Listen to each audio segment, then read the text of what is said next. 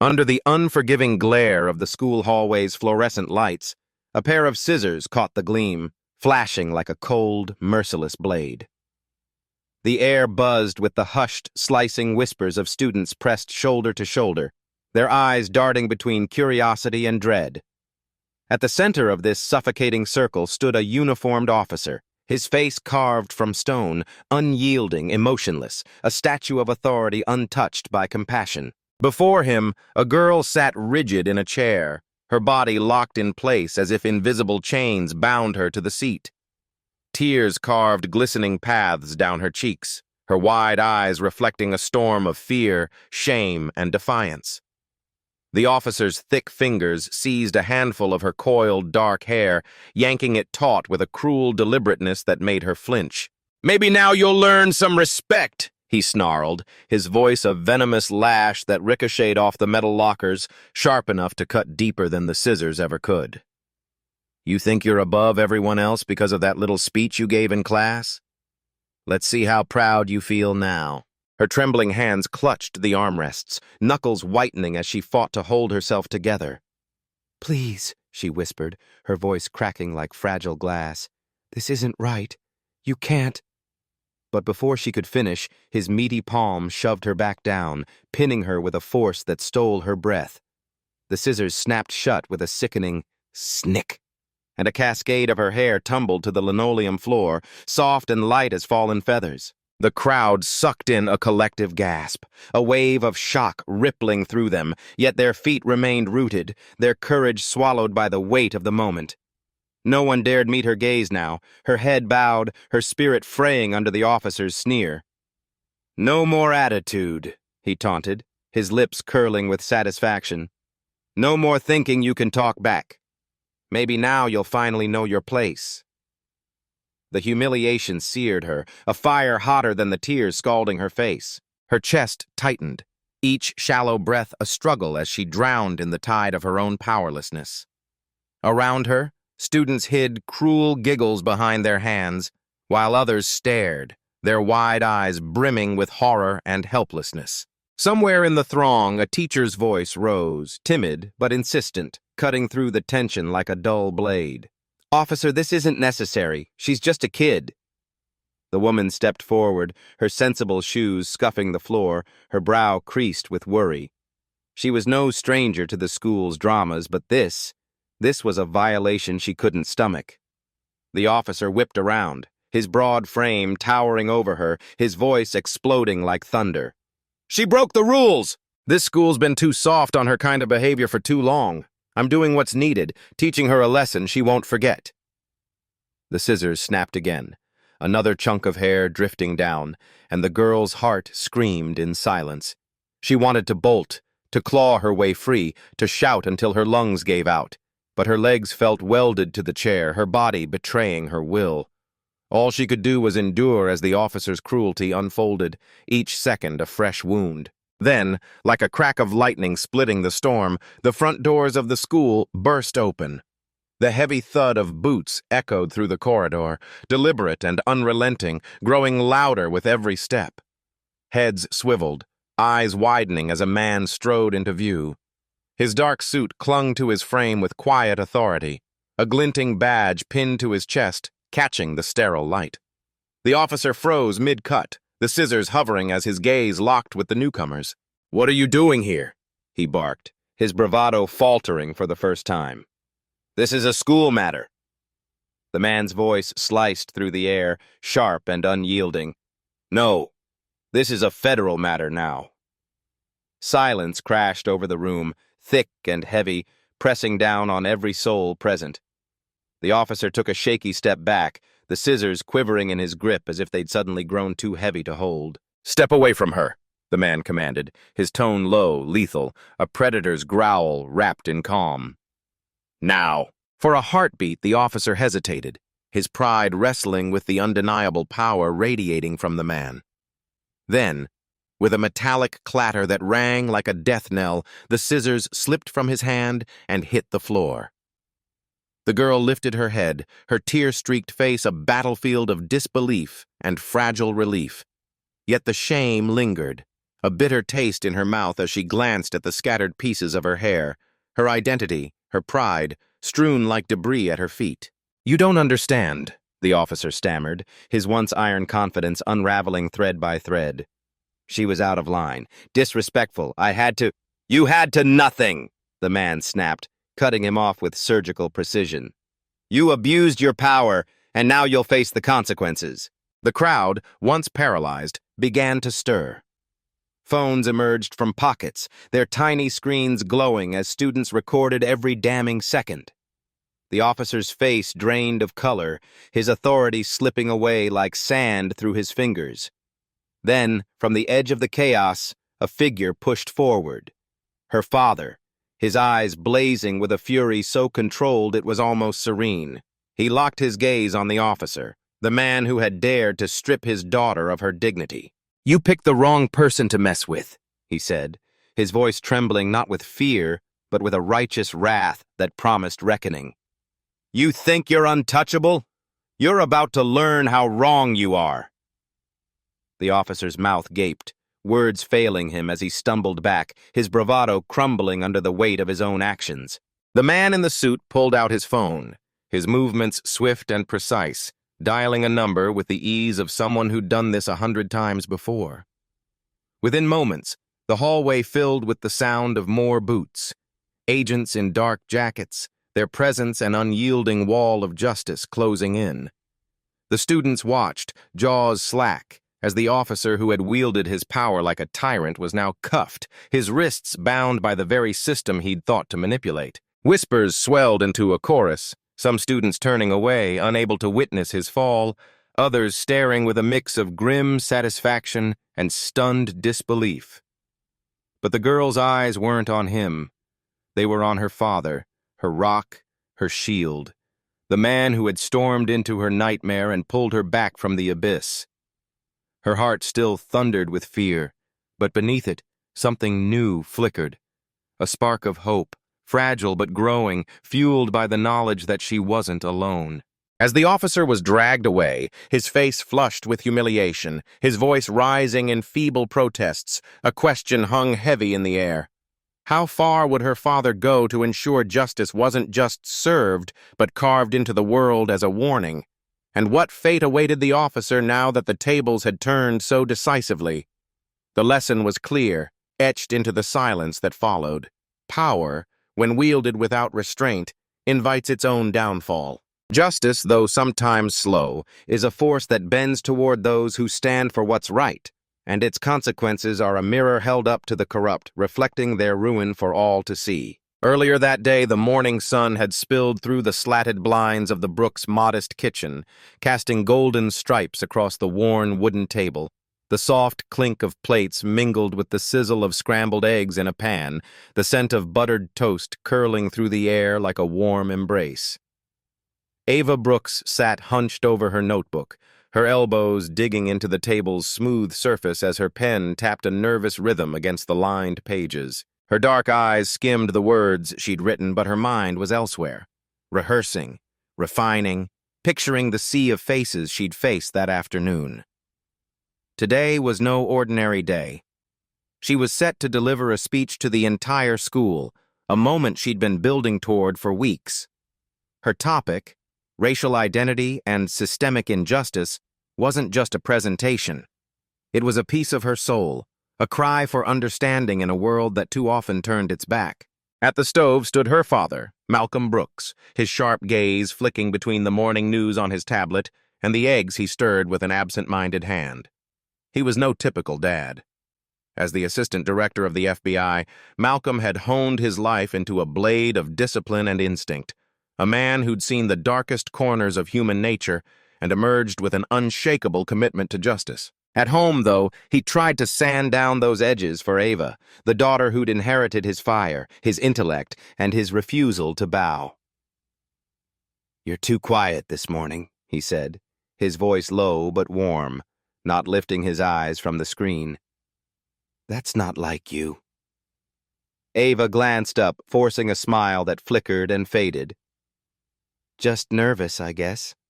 The whole school's going to be there. What if I mess up?" He set the spatula down and turned to her, his stern features softening. You won't. You've gone over this 100 times. Besides, no one out there knows more about this than you. Own it, Ava. She nodded, trying to drink in his certainty, but her stomach still churned with doubt. Her phone buzzed, jolting her from her thoughts. A text from her best friend Maya flashed across the screen. Good luck today.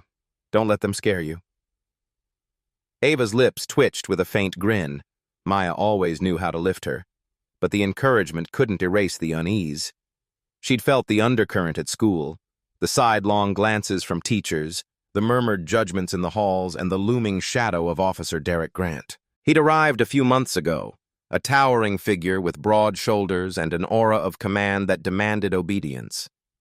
But it wasn't his presence that unsettled her. It was his eyes, cold and calculating, always lingering on the students who didn't fit his narrow mold. Ava had felt his gaze on her more than once, a silent warning she couldn't ignore. Today, as she prepared to bear her truth to the world, she knew the stakes were higher than ever, and in the pit of her stomach she couldn't shake the feeling that justice, whether it came as a whisper or a roar, was about to demand its due. The tension between Ava and Officer Grant had been simmering for weeks, a slow burn that flared every time she dared to question him. He despised the way she wouldn't just sit quietly and accept things. Her sharp inquiries, her refusal to back down, gnawed at him. It had started months ago, during a heated class discussion about law enforcement practices. Ava had challenged his smug assertions with facts and a quiet fire in her voice, and he'd snapped a warning at her then, his tone dripping with disdain. Watch your attitude, young lady. But that moment only fueled the growing friction between them, a rift that now felt like a canyon. As Ava sat in the passenger seat of her father Malcolm's car, pulling into the overcrowded school parking lot on that crisp March morning, she couldn't shake the dread curling in her stomach. Today was her presentation, and she knew, deep down in the marrow of her bones, that it wouldn't end quietly. The lot was a chaotic sprawl of cars, glinting under the pale sunlight, and clusters of students milled about. Some clutched handmade signs and banners, their bold letters proclaiming support for Ava's speech on identity and justice. Others lingered on the edges, faces guarded, eyes narrowed with suspicion or indifference. Malcolm eased the car into a tight space, the engine's hum fading as he turned to her. His voice was steady, firm, leaving no room for debate. Call me if anything happens. It wasn't a request, it was a command born from years of instinct and care. Ava forced a smile, her lips trembling slightly as she replied, I'll be fine. But the words felt hollow, a fragile shield against the storm she sensed brewing. She stepped out, her sneakers crunching against the gravel, and as she approached the school's heavy front doors, her heartbeat thundered in her ears, a relentless drum roll. Inside, the auditorium buzzed with restless energy. Rows of chairs stretched out before her, packed with students shifting in their seats, teachers whispering among themselves, and even a handful of parents who'd shown up, their expressions a mix of curiosity and unease. Ava's eyes darted to the front row, where her best friend Maya sat, flashing a quick thumbs up. The small gesture was a lifeline, and Ava clung to it, trying to ignore the invisible weight pressing against her ribs. The principal, a wiry man with a perpetually pinched face, stepped to the microphone first. His introduction was brief, clipped, as if he couldn't wait to be rid of the spotlight. He waved a hand toward Ava, and she moved forward, her fingers gripping the podium's edges until her knuckles whitened. Sweat coated her palms as the microphone let out a faint, electric hum. Good morning, she began, her voice cutting through the room with a steadiness that surprised even her, despite the panic fluttering like a trapped bird in her chest. Today I want to talk about identity, how it shapes us, how it defines us, and how it's often tested in ways we never see coming. She scanned the crowd, catching fleeting nods from some, while others crossed their arms, their faces hardening. She pressed on, her words gathering momentum. But identity isn't just personal. It's political. It's historical. And sometimes, It's turned into a weapon against us. The room stirred, a low murmur rippling through the audience like a gathering wind. Ava didn't falter. She wove together stories from her own life, statistics etched into her memory, and examples of racial injustice that painted a stark, unyielding picture. By the time she finished, the auditorium crackled with energy. Some students clapped, their applause sharp and defiant. Others sat rigid, lips pressed into thin lines, eyes cold. Then Officer Grant rose from his seat near the back, his broad frame cutting an imposing silhouette against the dim light. His voice sliced through the hum of the crowd, sharp and venomous. "You think you're oppressed? That you're some kind of victim? Let me tell you something, young lady. You don't know the first thing about real struggles." The air turned brittle. Ava froze, her breath catching as gasps erupted around her. Grant stalked forward, his heavy boots thudding against the wooden floor, each step a declaration of authority. "This kind of talk divides people," he snarled, his eyes narrowing into slits. "And you're not going to do that in my school." Ava's pulse roared in her ears, a frantic rhythm. "I have the right to speak," she shot back, her voice trembling but resolute. Grant's lips curled into a sneer. "Not anymore." Before she could process his words, his hand clamped around her arm, fingers digging into her skin with bruising force. He yanked her toward the back of the stage, his strides long and unrelenting. Students fumbled for their phones, the soft clicks of cameras and the glow of screens lighting up the room as they recorded every humiliating second. Ava's voice cracked as she tried to protest. "Let go of me!" But Grant ignored her, his grip tightening. They spilled into the hallway, the auditorium's noise fading into a distant roar. Alone now, the confrontation escalated. "You think you can just say whatever you want without consequences?" Grant growled, his face inches from hers, his breath hot and sour. "You need to be put in your place." Ava's chest heaved, her breath hitching. "You can't do this. You're out of line." He didn't respond with words. Instead, he ripped open a drawer in a nearby desk, pulling out a pair of scissors that glinted coldly under the fluorescent lights. "No, you're out of line," he spat, "and I'm going to make sure everyone knows it." The metal brushed against her scalp, and Ava's world tilted. Her knees buckled, but she stayed upright, terror and disbelief crashing through her. Students crowded the doorway, their faces pale, eyes wide with shock. Some shouted, "Stop it! Get help!" But their voices were a distant echo, and no one dared step closer. The scissors moved, and strands of her hair drifted to the floor, each snip a violation, a theft of something she couldn't name. Then the front doors slammed open, the sound reverberating through the hallway like a gunshot. Silence descended, thick and suffocating.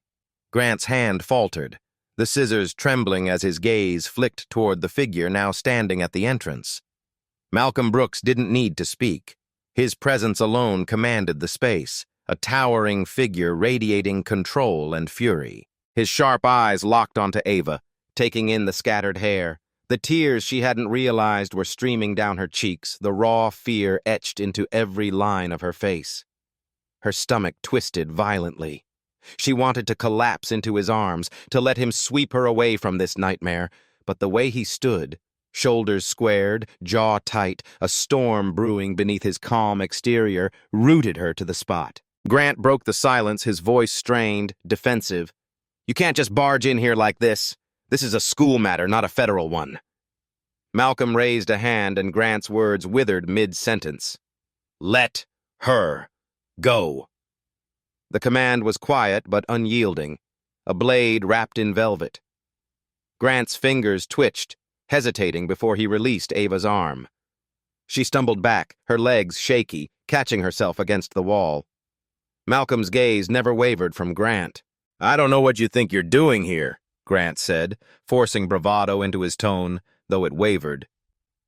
"This girl's been out of control, disrupting classes, stirring up division, disrespecting authority.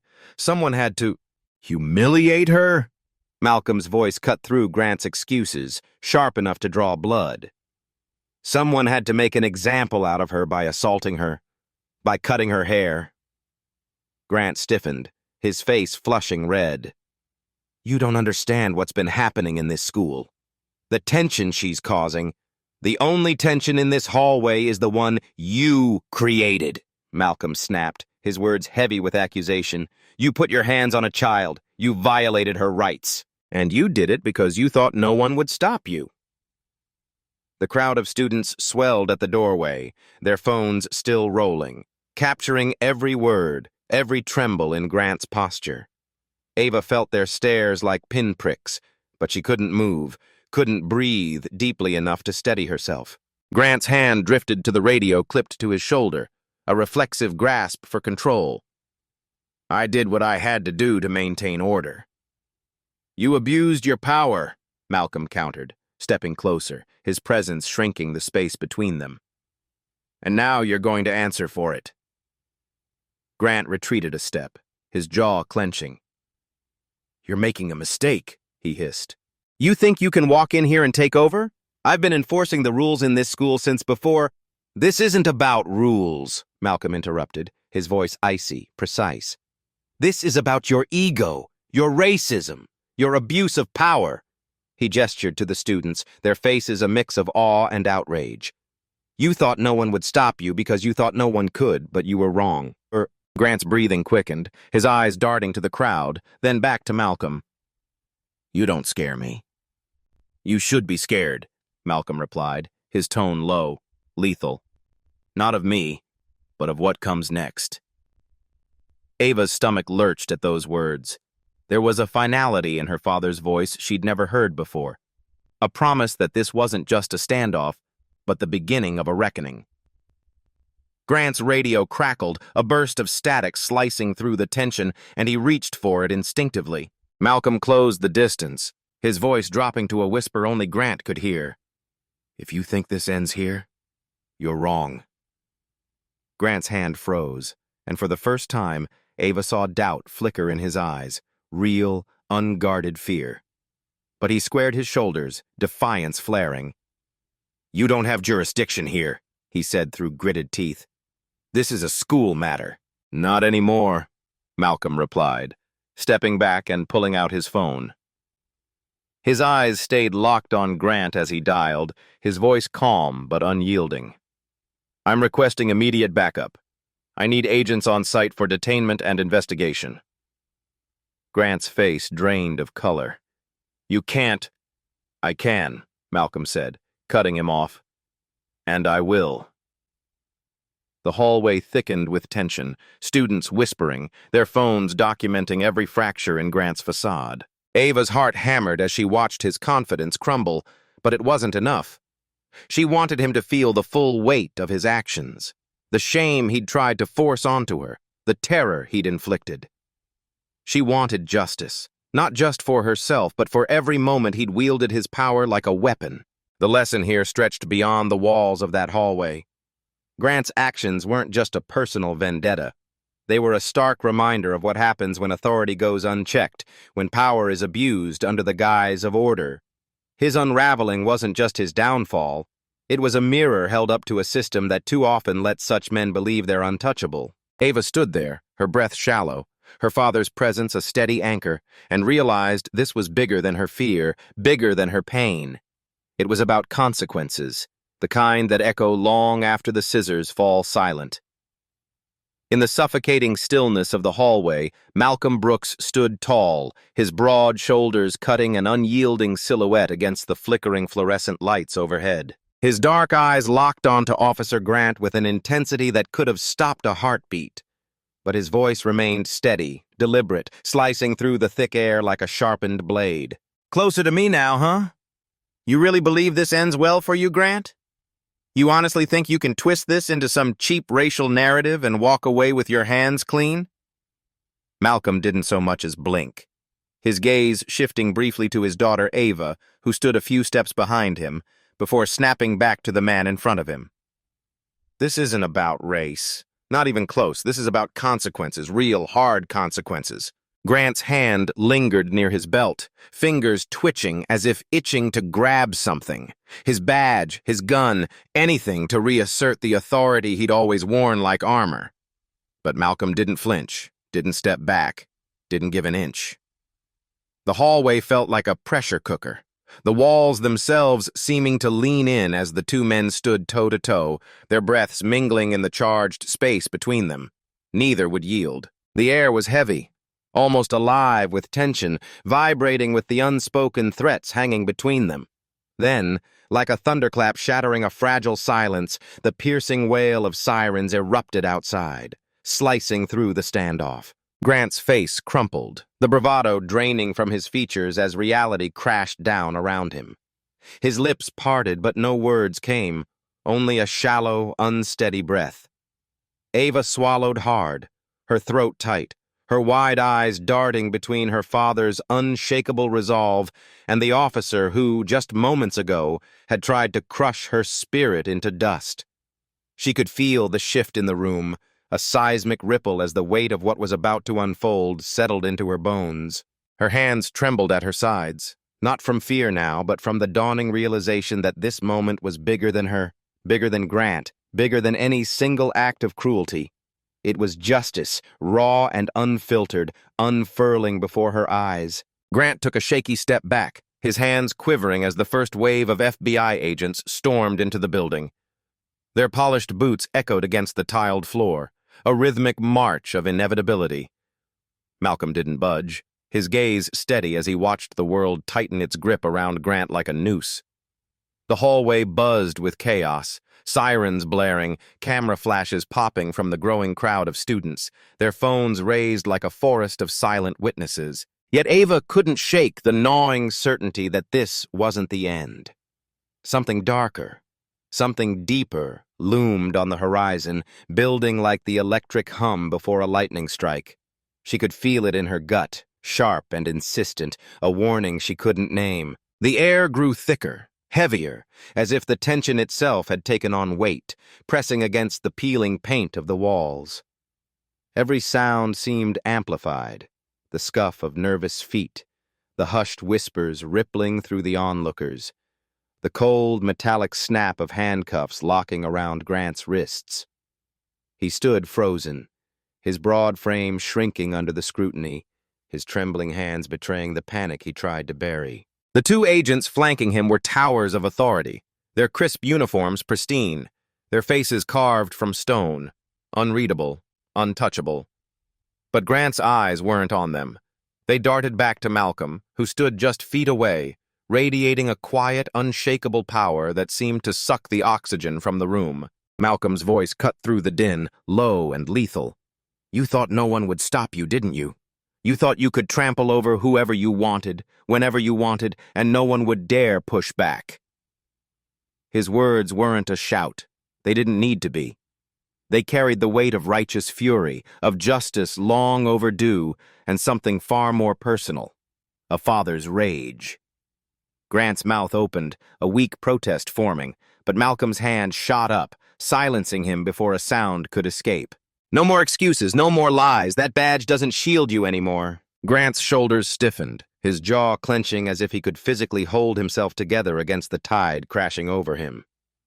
"I was doing my job," he muttered. But the confidence that once boomed in his voice had withered to a frail whisper. She was out of control, disrespectful. Someone had to step in. His eyes flicked toward Ava, a fleeting attempt to shift the blame, but it only fueled the fire in Malcolm's chest. "Step in?" Malcolm snapped, his towering frame closing the distance between them, forcing Grant to instinctively lean back.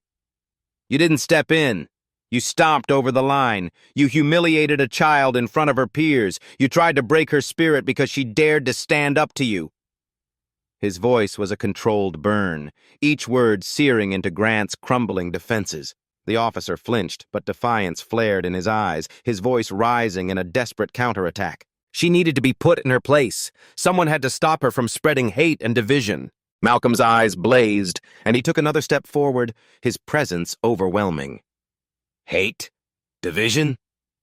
He gestured sharply toward the students lining the hall, their phones still recording, their faces a mix of shock and anger. "Look at them! Look at her!" He pointed to Ava, who stood pale but resolute, her steady gaze locked on Grant like a quiet storm gathering strength.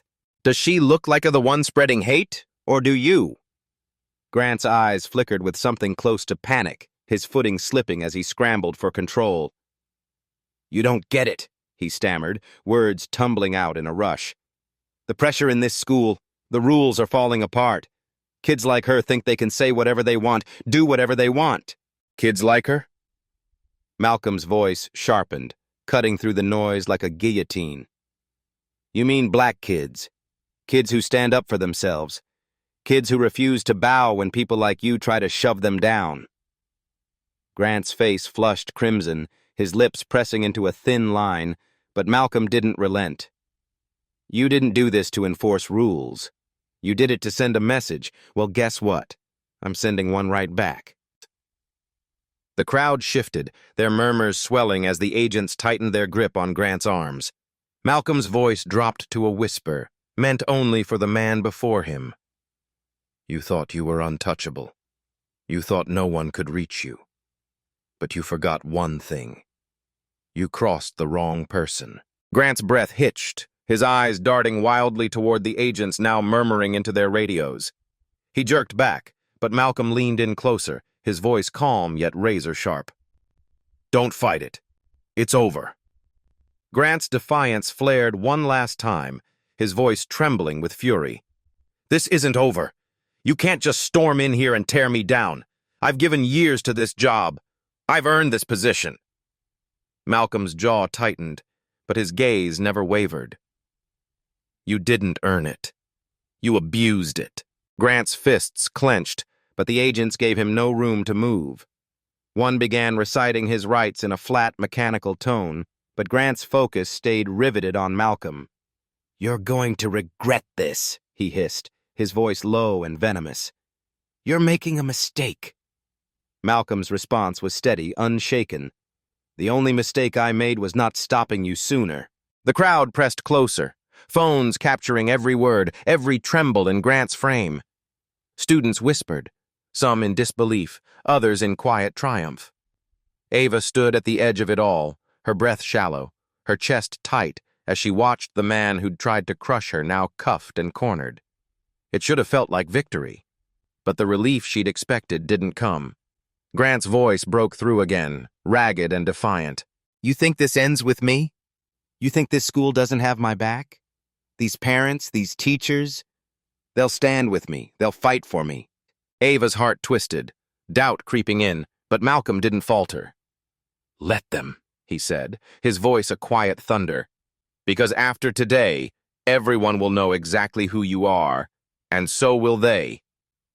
Grant's breath quickened, his bravado crumbling. "You don't scare me," he spat, but the words rang hollow, lacking the strength to convince even himself. Malcolm leaned in one final time, his whisper chilling. "You should be scared. Not of me, but of what's coming next." Before Grant could respond, the agents began leading him away. His boots scraped against the floor, a harsh, uneven sound that echoed as the crowd parted like a reluctant sea. Some students whispered, others stared in stunned silence, their eyes trailing him until he vanished through the double doors. Ava's gaze lingered on the empty space where he'd stood, her chest rising and falling with uneven breaths. Malcolm turned to her then, his hard edges softening as their eyes met. She opened her mouth, but the words caught in her throat, trapped by the weight of everything she'd just witnessed. He stepped closer, his voice gentle now. "You're okay. It's over." But Ava shook her head, her voice barely a whisper. "No, it's not." Malcolm's brow furrowed, concern flickering in his eyes. "What do you mean?" She swallowed hard, the truth pressing down on her like a physical force. "He's not the only one. The teachers, the staff, everyone who let this happen, they're still here. And they're still letting it happen." Malcolm's expression darkened, but he nodded slowly, a silent promise forming between them. "Then we'll deal with them too." For the first time, Ava felt the knot in her chest loosen, though only slightly. The hallway began to empty, the agents disappearing into the distance, their footsteps fading into the hum of the school. She stood near the edge of the dwindling crowd, her hands unclenching at her sides, her eyes fixed on the spot where Grant had been. The fight wasn't over, not by a long shot, but for the first time, she wasn't afraid to face what lay ahead. The air still crackled with the aftermath, the echoes of justice and the promise of more to come, lingering like a storm that refused to break. Ava stood rooted to the spot, her body trembling as though the tension coursing through her veins might shatter her completely. Her chest felt tight, a suffocating knot twisting inside her, refusing to let go even as the echoes of Officer Grant's departure faded down the hall. She could still see him in her mind's eye, his wrists locked in cold steel cuffs, his face contorted with a mixture of terror and disbelief. His wild, darting eyes had searched the crowd for a lifeline, some shred of mercy that wasn't there. But instead of satisfaction, instead of the relief she'd imagined, Ava felt only the relentless hammering of her heart against her ribcage, drowning out the murmurs of the onlookers around her.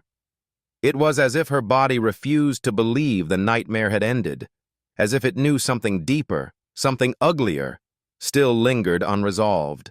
Beside her, Malcolm Brooks stood like a pillar carved from stone, unyielding, steady, yet sharp-edged in a way that didn't soothe her frayed nerves.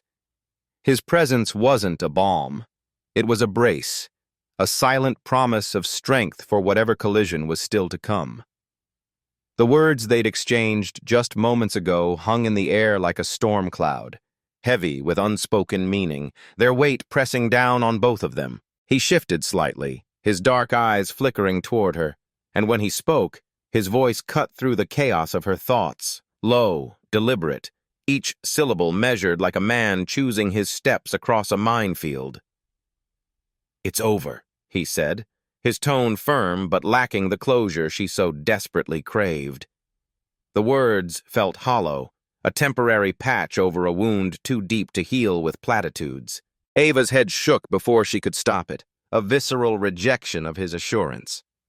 "No, it's not," she whispered, the words tumbling out faster than she could catch them, raw and jagged with the truth she'd been holding inside. Malcolm turned fully toward her now, his sharp gaze narrowing as it traced her face, searching for answers she wasn't sure she could articulate.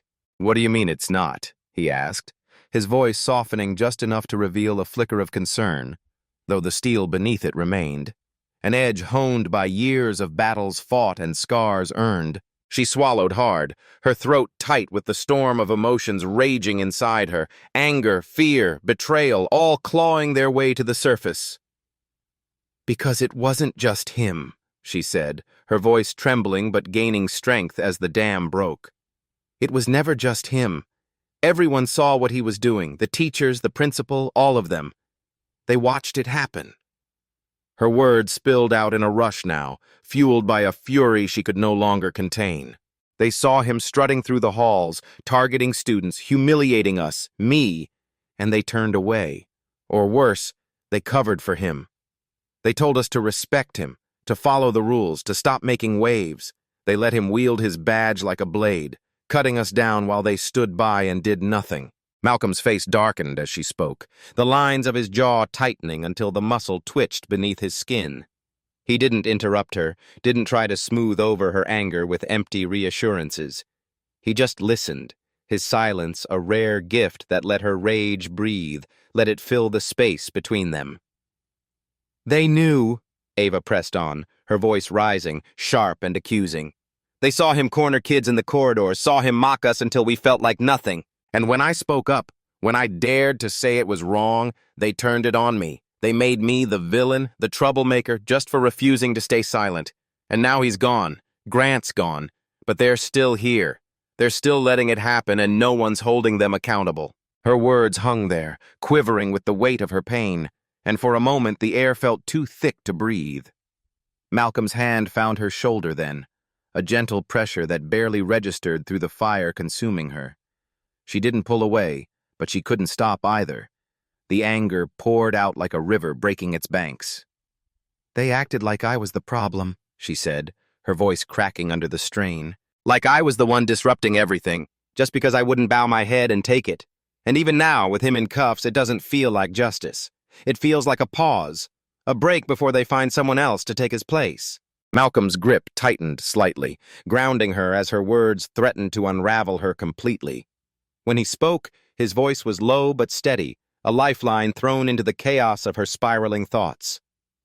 "We will stop them," he said, his tone carrying a quiet ferocity that sliced through her panic.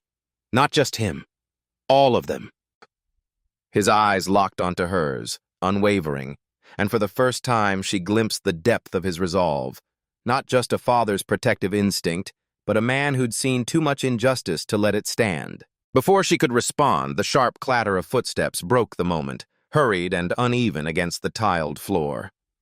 Principal Hastings emerged from the shadowed hallway, his face pale and glistening with sweat that beaded along his receding hairline.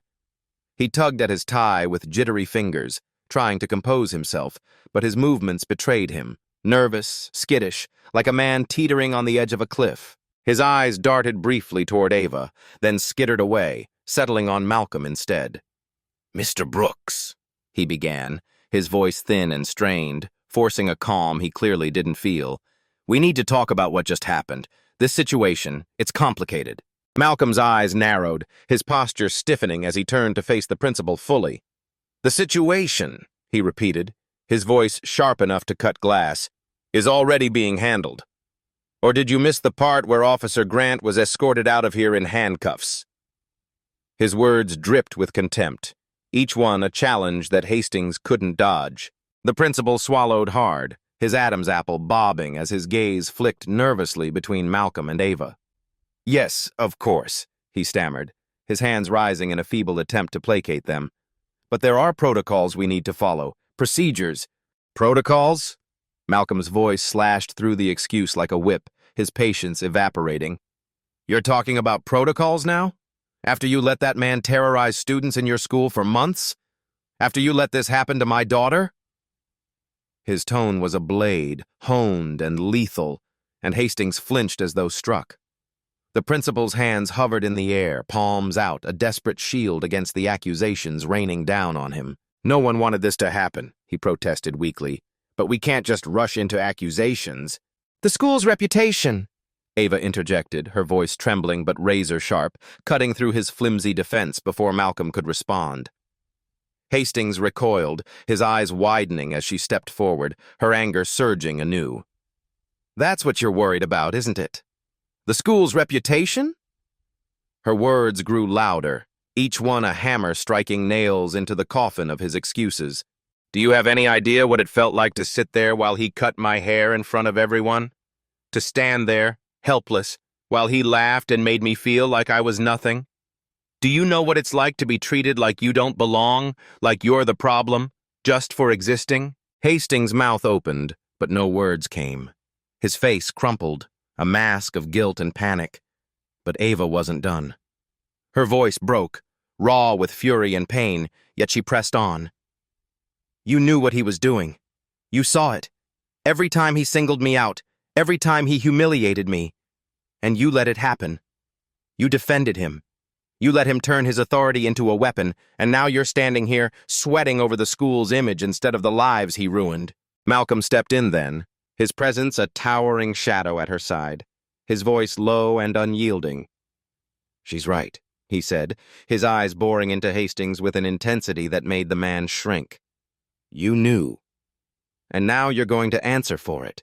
You and every single person who turned a blind eye."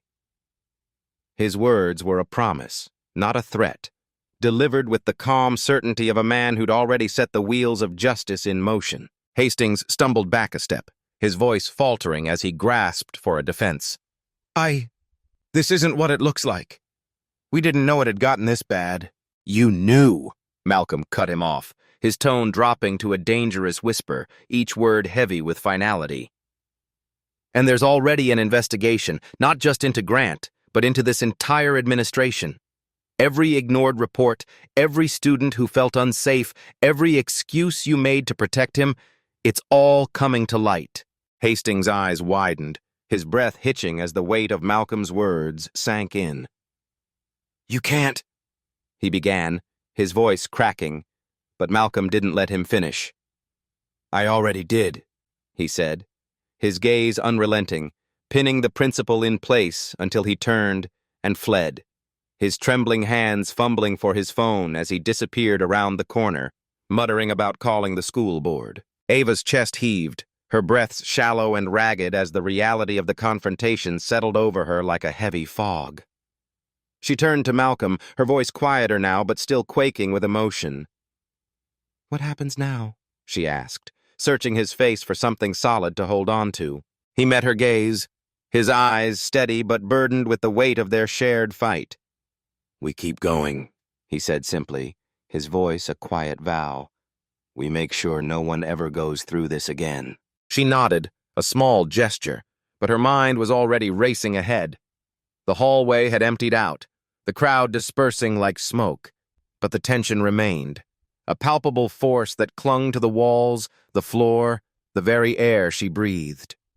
Her hands still shook, though the weight of Grant's removal had lifted some of the pressure from her shoulders. Yet relief eluded her, chased away by the memories that refused to fade, the faces of the students who'd watched her humiliation unfold, some with phones raised to capture every agonizing second, none with the courage to intervene. That silence, that complicity, gnawed at her, a wound deeper than Grant's cruelty alone. Malcolm stayed close, his presence a constant anchor as his eyes swept the room, his thoughts clearly stretching beyond this moment. She could sense it. He wasn't finished, and neither was she. The fight wasn't over, and that truth settled into her bones with a mix of dread and determination. She didn't want it to end. Not yet. Not while so many others had played a role in her suffering. Hastings returned minutes later, his steps slow and hesitant, his shoulders slumped as though he carried the weight of his own reckoning. He avoided Ava's gaze, his eyes fixed on Malcolm instead, his voice brittle as he spoke.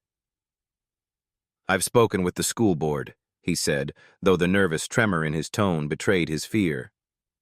"They're concerned about the optics of all this. We need to manage the narrative carefully." "The narrative?" Malcolm's voice snapped like a whip, cutting the principal off mid-sentence. His eyes blazed with a fury that made Hastings shrink back. "You think this is about optics? This is about accountability. You allowed this to happen, under your watch, and now you're scrambling to save face instead of owning up to it." The lesson here stretched far beyond Grant's arrest, beyond the cuffs that had dragged him away. It was about justice, raw, unyielding, and long overdue, and the bitter consequences of power misused. Ava felt it in her marrow. Every adult who'd looked away, every authority figure who'd shielded Grant, had built a system that thrived on silence and fear. But that system was cracking now, exposed by her voice and Malcolm's resolve. And as the echoes of their confrontation lingered in the empty hallway, Ava knew this was only the beginning. A fight not just for her, but for every student who'd been crushed under the weight of unchecked authority. The air in the hallway hung thick and heavy, charged with the echoes of confrontation as Principal Hastings stood there, his face drained of color, his breaths shallow and uneven. Sweat glistened on his forehead, betraying the panic clawing at his insides. "This all happened under your watch," Malcolm had said earlier, his words slicing through the tension like a blade. "And now you're fretting about how it looks?" Hastings swallowed hard, his throat tightening as if the truth itself were lodged there, choking him. "I'm not trying to dodge responsibility," he stammered, his voice trembling with a mix of desperation and dread. "But you've got to see the bigger picture. The fallout's coming. Reporters are already swarming outside, parents are blowing up the phone lines, demanding answers. If we don't get a grip on this, it's going to spiral out of control." His hands fidgeted at his sides, fingers twitching as he fought to hold on to some semblance of authority that was slipping through his grasp like sand. Malcolm didn't flinch. He stepped closer, his tall frame casting a shadow over Hastings, his voice dropping to a low, steely growl that carried an unshakable resolve. "You don't control anything anymore," he said, each word deliberate, cutting deeper than the last. "Not after today. Your first thought should have been the safety of these kids, not your precious reputation. And the fact that it wasn't? That's exactly why this investigation isn't stopping with Grant. Hastings' eyes widened, the color draining further from his already ashen face as the weight of Malcolm's words crashed into him. "Investigation?" he croaked, his voice barely a whisper, as if saying the word aloud might make it more real. "You can't seriously—" "I already have agents digging through records," Malcolm interrupted, his tone unrelenting, his dark eyes boring into Hastings with an intensity that left no room for doubt. Complaints that were filed and forgotten, disciplinary actions that were brushed aside, reports that were buried under layers of excuses. This isn't just about Grant. It's about a rotting culture here at Alt that let him strut around unchecked, that let him think he could do whatever he wanted without consequence. And the more you squirm and deflect, the uglier it's going to get for you. His words hung in the air, sharp and unyielding, a promise of justice that felt both inevitable and overdue. Ava stood a few feet away, her arms crossed tightly over her chest, watching as Hastings's shoulders slumped under the crushing weight of Malcolm's accusation. His posture crumpled, his once stiff spine bending as if the burden of his failures had become a physical thing pressing down on him. But sympathy? Ava felt none of it, not a flicker. Her heart pounded in her chest, a furious rhythm fueled by years of bottled-up rage and betrayal. She stepped forward, her voice slicing through the stifling air like a whip. "What happens to the teachers who propped him up?" she demanded, her tone sharp and unapologetic, her eyes blazing with a fire that had been smoldering for too long. "The ones who turned a blind eye, who made excuses for him, do they just get to stay? Do they get to act like they didn't know exactly what he was doing?" Her words trembled with emotion, but they were steady enough to cut deep. Malcolm turned to her, his stern expression softening just a fraction, a glimmer of understanding flickering in his gaze. But Ava wasn't done. Not even close. Her voice rose, quivering with a mix of anger and resolve. "I don't want this to just fade away," she said, her hands clenching into fists at her sides, nails digging into her palms as she fought to keep her composure. "I don't want them to slink off and pretend none of this ever happened, because if they do, nothing changes. Nothing ever will." Her chest heaved with the effort of holding back the tears that threatened to spill over, but her eyes remained dry, locked on Hastings with a fierce intensity. Hastings opened his mouth, his lips parting as if he might muster some feeble defense, but Malcolm cut him off again, his voice a quiet thunder. "It's not going to fade away," he said, his gaze shifting to Ava, steady and reassuring. "I'll make damn sure of that." Hastings took a faltering step back, his eyes darting between them, uncertainty flickering in their depths like a cornered animal sensing the trap closing in. "I just need time," he muttered, his voice cracking. "Time to figure out how to handle this." "Time?" Malcolm snapped, his patience evaporating in an instant. "You've had too much time already, and you squandered it." His words were a hammer striking an anvil, each one ringing with finality. Ava took a step closer, her breath quickening as she leveled her gaze at Hastings. "You didn't protect us," she said, her voice rising, raw and jagged with pain. "You protected him, and now you're scrambling to save yourself." "But what about the students he crushed? What about the ones who had no one to fight for them?" Her words poured out like a flood breaking through a dam, unstoppable and fierce. Hastings finally met her eyes, and for a moment, his face crumpled, lines deepening as if her words were a physical weight pressing down on him. He looked like a man staring into the abyss of his own making, the realization of his complicity sinking in. But Ava wasn't finished. "Do you even have a clue what it feels like?" she pressed, her voice dropping to a hoarse, trembling whisper. "To sit there while someone rips your dignity away piece by piece? To feel so powerless while everyone just watches, doing nothing? I'm not the only one he did this to, and you let it happen." Her hands shook at her sides, but her stare never wavered, pinning him in place. Malcolm's voice followed hers, cold and precise, a blade honed to a razor's edge. "And now you're going to answer for it." Hastings's shoulders sagged further, his breath hitching as the fight drained out of him. "What do you want me to do?" he asked, his voice small and defeated, a shadow of the man who'd once wielded authority like a scepter. "You're going to cooperate," Malcolm said, his tone calm but unyielding, a quiet storm brewing beneath the surface. "You're going to hand over every file, every report, every email, everything. And you'd better start bracing yourself, because when this is over, you might not have a desk to sit behind anymore." Hastings' mouth opened again, but no sound came out. His eyes flickered with a raw, visceral fear. The fear of a man who knew the walls were closing in, the ground crumbling beneath his feet. He turned and shuffled away, his footsteps uneven, fading into the distance like the last gasps of a dying regime. Malcolm stepped closer to Ava, his voice dropping to a softer register. "You okay?" he asked, genuine concern threading through the question. Ava shook her head, her throat tight. "No," she admitted, her voice barely above a whisper. "But I will be." Malcolm nodded, but she could see the tension still etched into the lines of his face, the fire in his eyes that said he wasn't done fighting. Neither was she. The sound of hurried footsteps broke the moment, and Ava turned to see Maya approaching, her face pale but resolute, her dark hair falling in messy strands across her forehead. She didn't say a word, just stepped forward and wrapped her arms around Ava, pulling her into a fierce, wordless embrace. Ava felt her shoulders loosen, the unbearable weight of the day settling into something more bearable as Maya's warmth anchored her. "They're not getting away with this," Maya murmured, her voice steady despite the tremor in her hands. Ava nodded against her shoulder. "Not this time."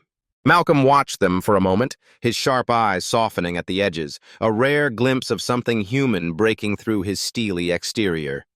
He reached for his phone and stepped away, his voice dropping to a low, deliberate cadence as he began making calls, setting wheels in motion, ensuring that no one could bury this mess under the rug again. Ava knew what he was doing, building a case, brick by brick, that would hold everyone accountable. But as she stood there in the empty hallway, her thoughts raced uncontrollably. She thought of the other students, the ones who'd stayed silent, the ones who'd averted their eyes when Grant humiliated her and others, the ones who'd laughed along or cheered him on. This wasn't just about Grant or Hastings, or even the teachers who'd enabled him. It was about a whole system of silence, a web of complicity that had let injustice fester like a wound. Her chest tightened, but this time it wasn't fear. It was a burning, unshakable determination. She wasn't done fighting. Not yet. The echoes of Hastings' retreat faded into an eerie stillness, the hallway stretching out before her like a battlefield after the smoke had cleared.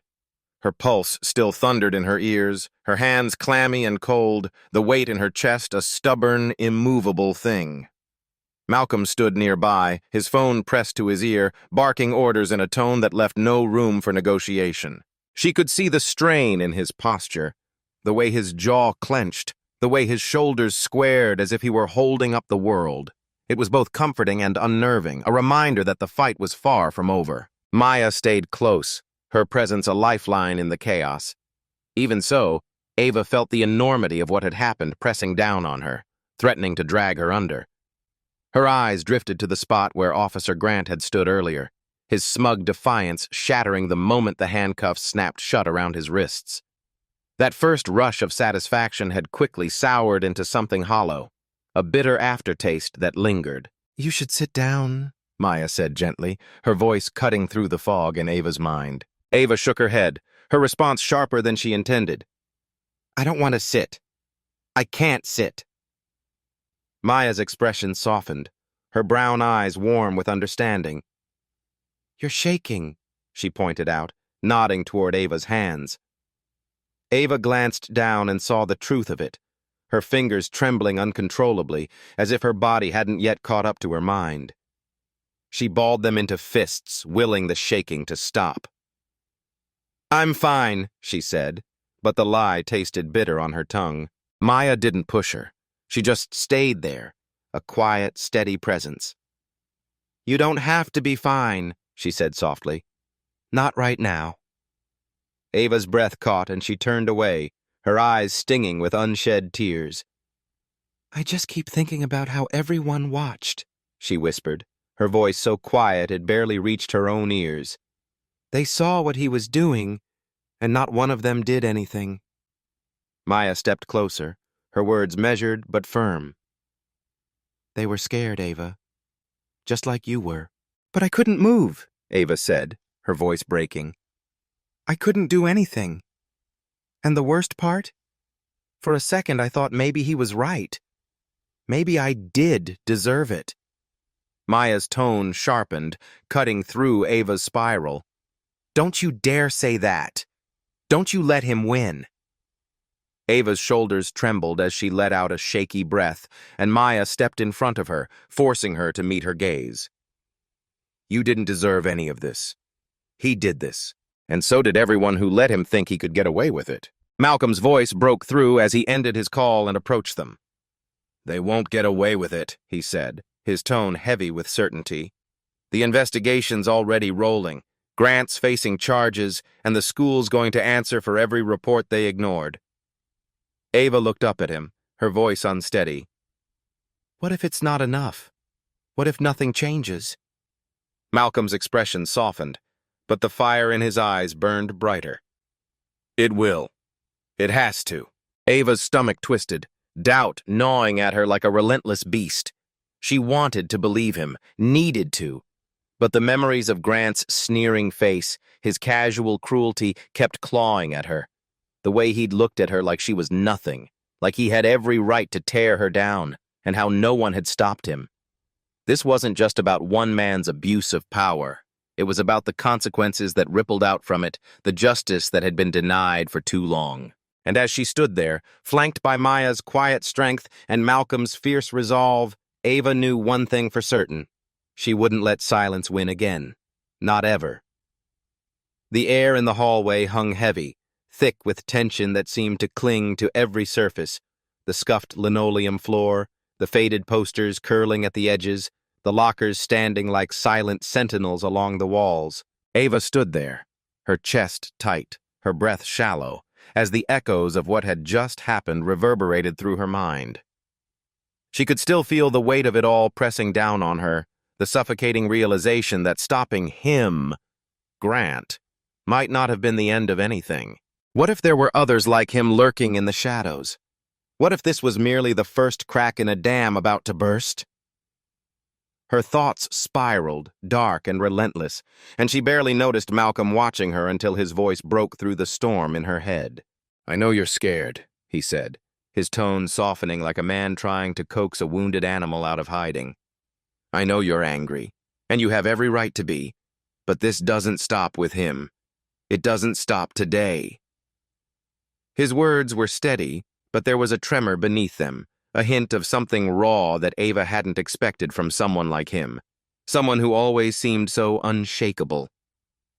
She swallowed hard, her throat dry, her voice cracking as she forced the words out. I just want to feel safe. The admission felt like a confession, vulnerable and jagged, and for a fleeting moment, Malcolm's carefully constructed armor faltered. His face fell, his eyes flickering with a quiet anguish, and when he spoke again, his voice quivered ever so slightly. You will, he said. But it didn't land like a promise. It drifted like a fragile hope, carried on the wind of uncertainty. The distant murmur of voices snapped them back to reality, pulling Ava's gaze down the hall. Teachers were clustering now, their whispers sharp and hurried, their eyes darting toward her before skittering away like startled birds. She could feel their unease, their judgment, and it made her skin prickle. Malcolm turned toward them, his broad shoulders cutting an imposing figure, and with nothing more than his presence, he sent them scattering like shadows fleeing the light. Maya, standing close enough that Ava could feel the warmth of her arm, leaned in, her voice low and conspiratorial. They're scared of you. Ava's lips pressed into a tight, bitter line, and she muttered, Good. Malcolm glanced back at her, his expression unreadable but his voice dropping to a gravelly whisper. This isn't over yet, Ava. You know that, right?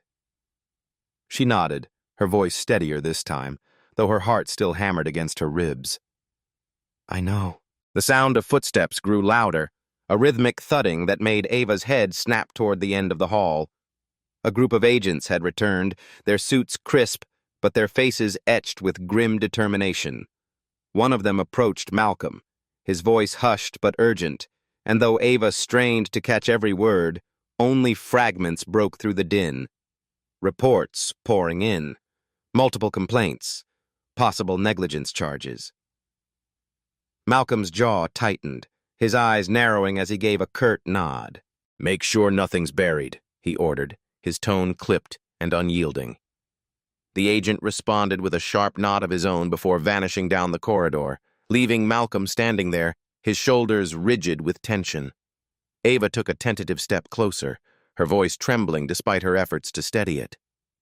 "What happens now?" His gaze met hers, sharp and piercing, and for a moment she felt the full weight of his resolve. "Now," he said, "we make sure every single person who let this happen answers for it." Her pulse quickened, a frantic drumbeat in her chest. She wanted to believe it could be that simple, that justice could swoop in and right every wrong, but a gnawing doubt coiled deep in her gut. The people who had turned a blind eye, who had let Grant's abuses fester unchecked, weren't the type to surrender quietly. They'd fight, clawing and scrambling to protect themselves, and the thought made her stomach twist. But she wouldn't back down either. Maya's hand brushed her arm, a quiet gesture of solidarity, and her voice was soft but firm. "Whatever happens, you're not doing this alone."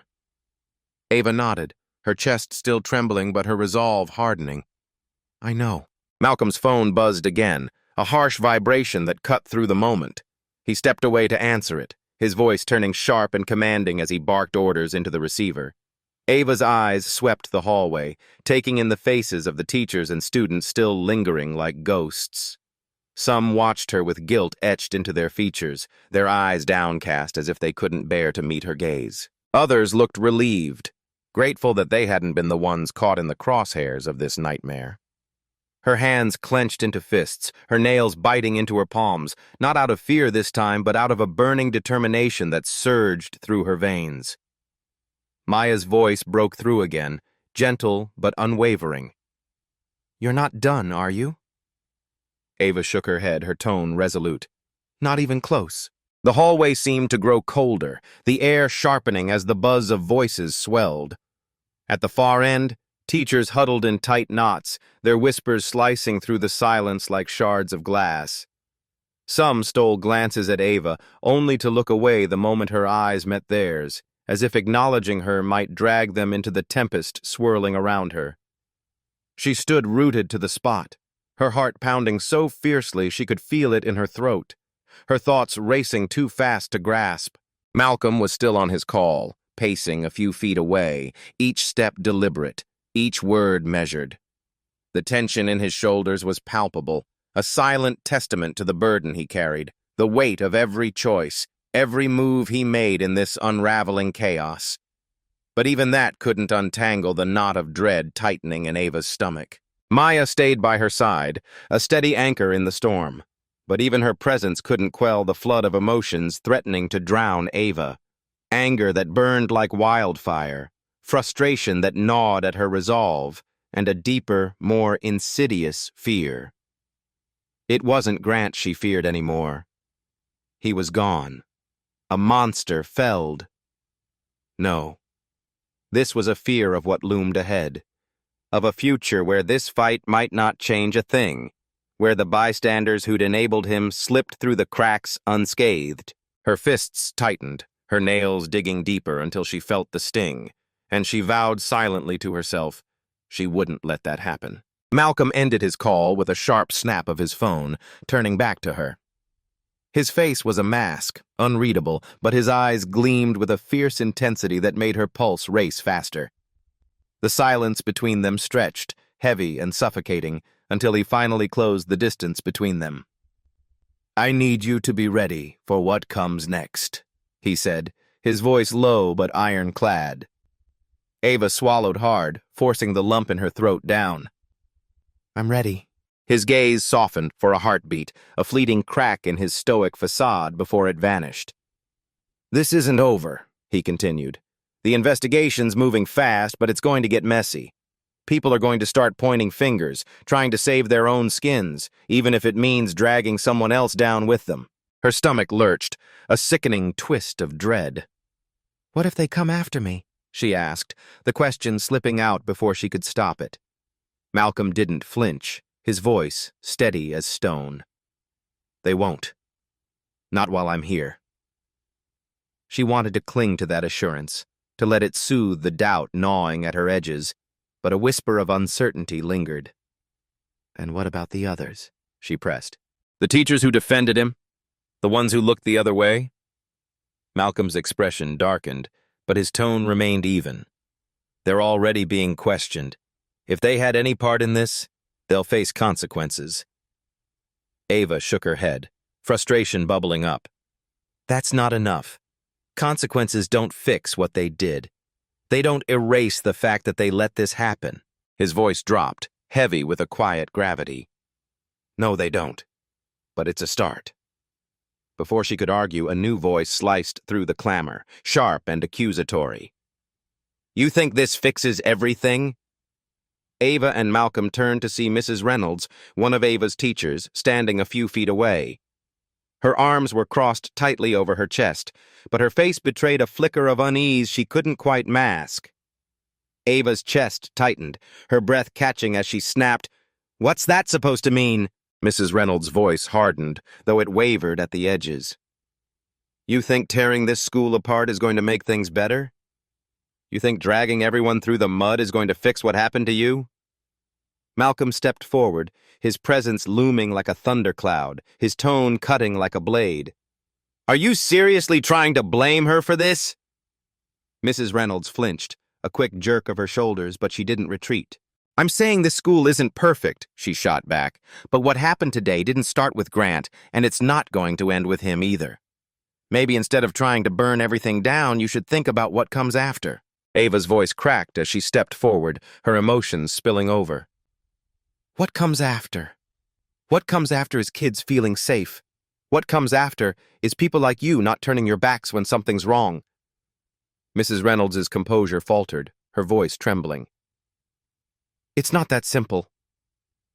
Ava's reply was a whip crack, fierce and unyielding. It is that simple. You saw what he was doing. You saw how he treated people, and you did nothing. And now you're worried about the school instead of the people he hurt? Malcolm cut in before Mrs. Reynolds could respond, his voice a low growl. You're done here. The teacher hesitated, her face flushing a deep crimson as Malcolm advanced, his presence unyielding. You're part of the problem, he said, his words measured but razor-sharp. And if you can't see that, you don't belong here. Mrs. Reynolds faltered, then turned abruptly, her footsteps echoing down the hall as she fled around the corner. Ava's hands still trembled, but this time it was rage coursing through her, a righteous fury that burned hotter with every breath. Malcolm turned back to her, his voice softening, though it carried a weary edge. I know this doesn't feel like enough, but we're not finished. Her eyes stung, tears threatening to spill, but she nodded fiercely. I know, and I'm not finished either. Maya stepped closer, her presence a quiet strength, her voice steady as a heartbeat. You don't have to do this alone. Ava's breath hitched, and for the first time her shoulders eased, the weight lifting just enough to let her breathe. I know, she said, and this time the words felt solid, rooted in something unshakable. The sound of more footsteps filled the hall, a steady cadence that drew Ava's attention. The agents were back, their faces carved with seriousness, their movements purposeful. Malcolm stepped forward to meet them, speaking in hushed tones as Ava and Maya hung back, their eyes fixed on the scene unfolding before them. Maya's voice broke the silence, soft but piercing. Does it feel real yet? Ava exhaled slowly, the breath shuddering out of her. No. But maybe it doesn't have to. Not yet. The agents dispersed down the hall and Malcolm turned back to her, his expression resolute. Come on, he said, his voice firm but not unkind. We're not done. Ava nodded, her resolve steeling as she took a step forward. The hallway stretched out before her, cold and unyielding, but she wasn't alone. Not anymore. And as the echoes of footsteps faded, she felt the ember of justice glowing brighter within her, a reminder that power, when abused, inevitably faced consequences. It wasn't over, not by a long shot, but she was ready for the fight ahead. Her boots thudded against the polished floor, heavier now than they'd ever been, each step reverberating through her body like a drumbeat of resolve. Ava held her chin high, her posture unyielding despite the invisible weight pressing against her shoulders, a burden woven from countless moments of doubt, fear, and defiance. It wasn't crushing, though. No, it burned inside her, a fire stoked by every hushed whisper she'd overheard in the halls, every sidelong glance from teachers who'd pretended not to see, every flicker of uncertainty in the eyes of her classmates. Those memories didn't drag her down. They propelled her forward, fueling her determination that this fight, her fight, would not end here. She didn't glance back as she and her father stepped out of the school's shadowed corridor and into the storm awaiting them. The battle wasn't over, not by a long shot, but for the first time, the unknown didn't terrify her. It sharpened her focus, steadying her for whatever lay ahead. The courtroom buzzed with restless energy, every wooden bench packed tight with bodies, reporters scribbling furiously, parents clutching each other's hands, students shifting nervously, and community members who'd tracked the case since the day Officer Grant's wrists had been bound by cold steel. The air felt thick, heavy with anticipation, pressing against Ava's chest like a vice. But this time, it didn't choke her. It ignited something deep within, a spark of purpose that kept her upright. She sat beside her father, Malcolm, whose calm exterior masked the storm brewing beneath. His broad shoulders were rigid, betraying the tension he carried, and though his face remained a mask of composure, Ava caught the fleeting glint of pride and pain in his dark eyes. This wasn't just her moment. It belonged to every student who'd ever shrunk into the shadows, every voice that had been stifled, every second she'd wondered if standing up would break her. Across the room, Grant sat motionless, his hands clasped so tightly his knuckles blanched white, his once proud features now gaunt and drained.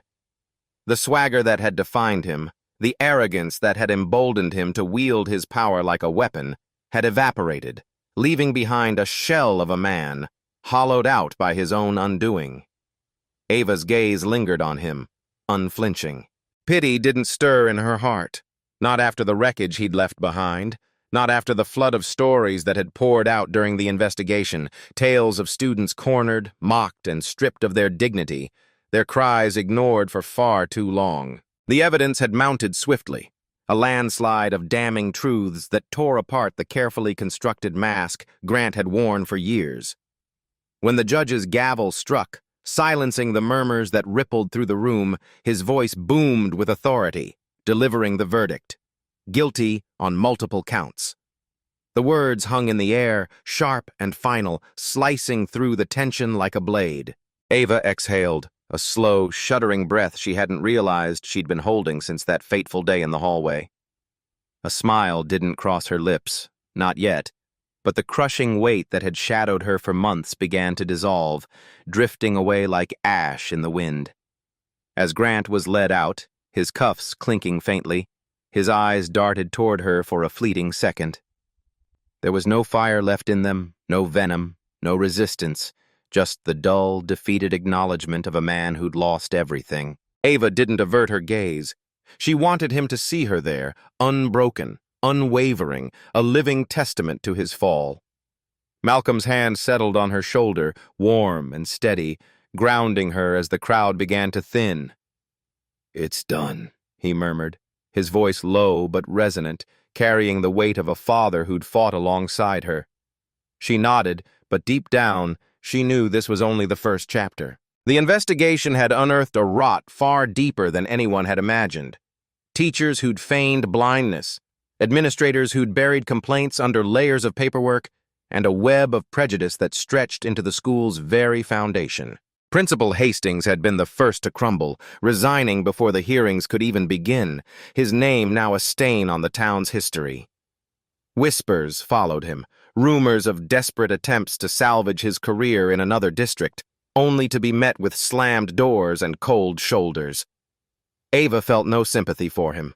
He'd chosen silence, chosen power over justice, and now he'd reap the consequences of that betrayal. Several teachers faced their own reckonings. Some were dismissed outright, others shuffled off to lesser roles. But the scars they'd left on their students wouldn't fade with a mere signature on a disciplinary form. Outside the courthouse, Maya waited, her eyes alight with a mix of pride and relief, a quiet strength radiating from her small frame.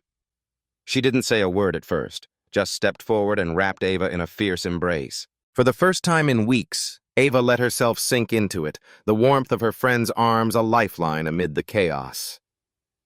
"You did it," Maya whispered, her voice trembling with emotion. Ava pulled back, shaking her head gently. "We did it," she corrected, her tone firm but soft, a recognition of the countless hands that had lifted her when she'd faltered. The months that followed spun by in a blur of motion and noise. Ava's story rippled far beyond their sleepy town, igniting a wildfire of change. Protests erupted, petitions circulated, and school districts scrambled to enact reforms. New training programs sprang up, oversight tightened, and protections for students grew teeth, all born from the ashes of her fight. Ava found herself thrust into the spotlight, microphones shoved in her face, lawmakers seeking her input, crowds hanging on her every word.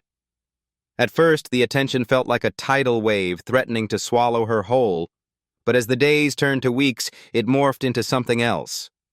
Purpose. Grant's sentencing came down hard, as it deserved to. Assault, harassment, abuse of power locking him behind bars for years. When he emerged, if he ever did, the badge he'd once flaunted would be nothing but a distant memory. Ava didn't dwell on him, though. Her eyes were fixed forward, on the promise of a future where no one else would endure what she had. Hastings faded into the margins, a ghost of his former self, his ambitions reduced to whispers of failure. She spared him no thought. He'd sown his fate, and now he'd live it. Maya remained her rock, a constant presence reminding Ava to pause, to breathe, to fight another day. She'd been there at Ava's lowest, when the weight of it all had nearly drowned her, and she stood by her still, a quiet force helping her navigate the uncharted waters ahead. Malcolm, too, evolved beyond the role of father. He became her partner in this crusade, her fiercest defender. Justice had always been his creed, but now it was personal, a fire that blazed in his chest as he fought for his daughter's cause with a ferocity that left no room for doubt. Ava knew she'd have crumbled without him, without the steady hand that guided her through the darkest nights. Months later, she stood before a packed auditorium, the hum of the crowd washing over her like a tide. Students, parents, teachers, all eyes locked on her, waiting. Once the thought of speaking up had paralyzed her, but not now. She stepped to the microphone, her voice clear and unwavering. "Change doesn't come easy," she began, her words cutting through the stillness. "It doesn't happen because one person decides to stand up. It happens when we refuse to sit back down, when we stop turning our heads, when we say enough and mean it."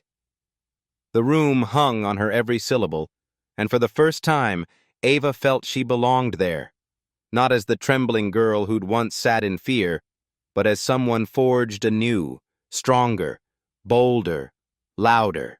When the applause faded, she scanned the sea of faces staring back at her, wondering how many had stayed silent in their own lives, how many had ignored the cries they'd heard, and how many might now hesitate before doing it again. This wasn't just her story. It was a mirror held up to everyone, a stark lesson in what happens when fear and apathy let injustice fester. Silence wasn't a passive act. It was a deliberate choice, one that shielded the powerful and buried the weak. Grant's fall, Hastings' ruin, they were proof that abusing authority carried a price, that justice, though slow, could strike with unrelenting force. But it was the voices that rose, the ones that refused to be muted, that truly shifted the world. Ava had learned that lesson in her bones, and now she carried it like a torch. So what would you do, she wondered silently, if you saw wrong unfolding right before you? Would you step into the fray, or would you let your eyes slide away, content to let someone else bear the cost. The answer mattered, not just for her, but for every soul who'd ever been wronged and everyone who might still be saved.